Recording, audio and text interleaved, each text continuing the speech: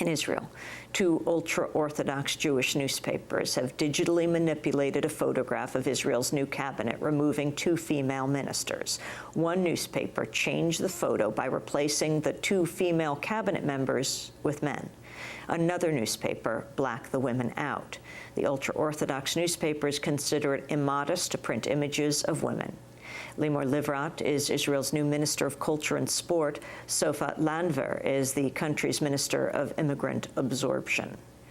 Meanwhile, Amnesty International has revealed that the United States has sent a massive new shipment of arms to Israel, despite evidence that U.S. weapons were misused against civilians in the Gaza attacks.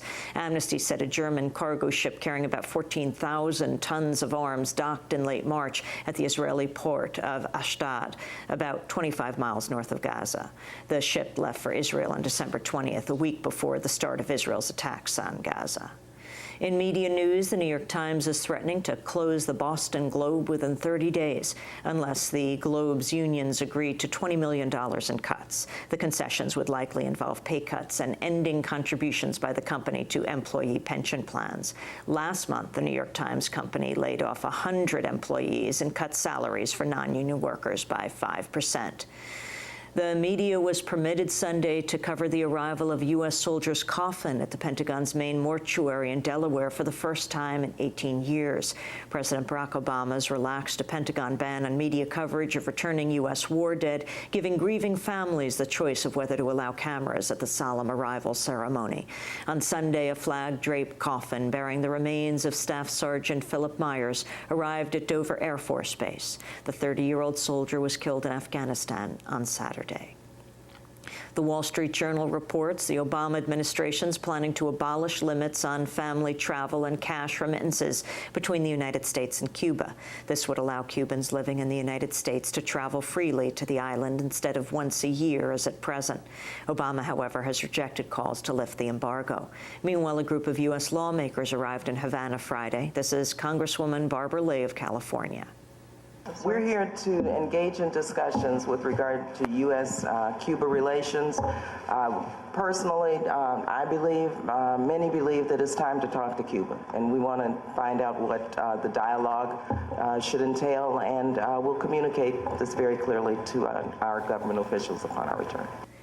And in Egypt, police arrested 25 people Sunday ahead of today's nationwide protest against the policies of President Hosni Mubarak.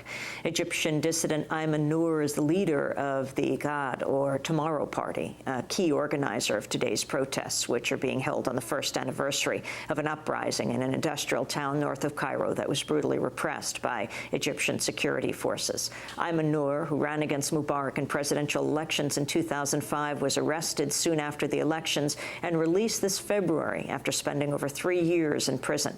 He spoke to Democracy Now! Producer Anjali Kamat last month about the demands his party would raise at the protests on this April 6th. We are giving the government 1 year to reform the Constitution and to lift the barriers preventing widespread participation in politics and elections. If our demands are not met, and these are reformist democratic demands, we will call for a general strike on April 6th of 2010. The future of the current Egyptian regime depends on its ability to understand that its role must come to an end, that they must provide a real opportunity for power to circulate among the Egyptians. It has to give the Egyptian people their right to choose their rulers and representatives without texts that restrict and frustrate these rights and freedoms to the extent that they don't exist at all or become some kind of mirage.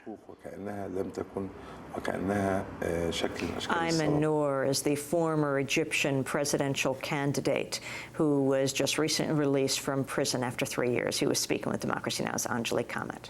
And those are some of the headlines. This is Democracy Now!, democracynow.org, the War and Peace Report.